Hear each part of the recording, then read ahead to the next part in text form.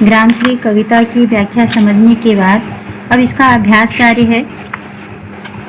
यहाँ लिखा हुआ है प्रश्न अभ्यास। पहला प्रश्न है प्रश्न संख्या 1। कवि ने गांव को हरता जनमन क्यों कहा है? इसका आंसर लिखा हुआ है यहाँ पर।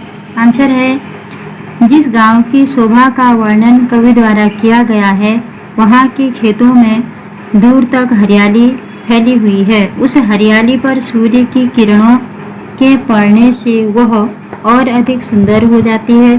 सुंदर पृथ्वी पर गेहूं, जौ, सनई, सरसों आदि की फसलें उगाई हैं।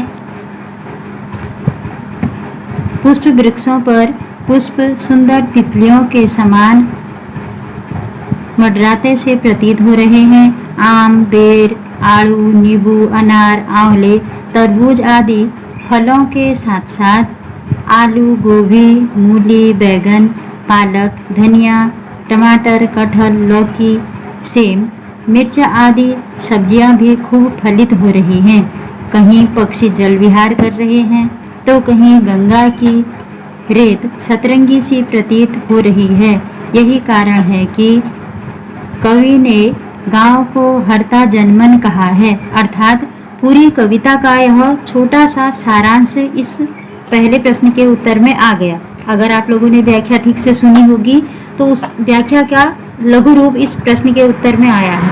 अब प्रश्न संख्या 2 है, कविता में किस मौसम के सौंदर्य का वर्णन है? इसका आंसर है, कविता में शिशिर ऋतु का वर्णन किया गया है क्योंकि इस ऋतु में ही पतझड़ होता है। वृक्षों पर नई मंजरियों के आने से वातावरण सुगंधित हो जाता है।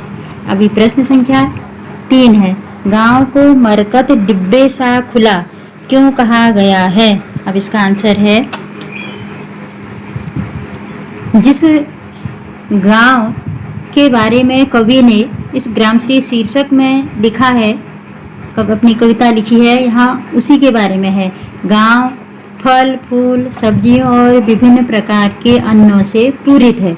चारों ओर का दृश्य कोमल है। ऐसे दृश्य पर जब सूर्य की किरणें पड़ती हैं तो वह विशेष आभामयी होने से मरकत डिब्बे सा मनमोहक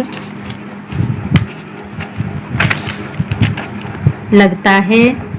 इसलिए गांव को मरकत अर्थात हरे रंग से युक्त पन्ना रत्न के डिब्बे सा खुला कहा गया है। अब इसी का प्रश्न संख्या 4 है, अरहर और सनई के खेत कवि को कैसे दिखाई देते हैं? आंसर है, अरहर और सनई के खेत कवि को ऐसे प्रतीत होते हैं जैसे वसुधा अर्थात पृथ्वी ने अपनी कमर में करघनी पहन ली हों या घुंघरू पहन लिए हों और हवा के झोंकों में वे करघनियाँ लहरा रही हों।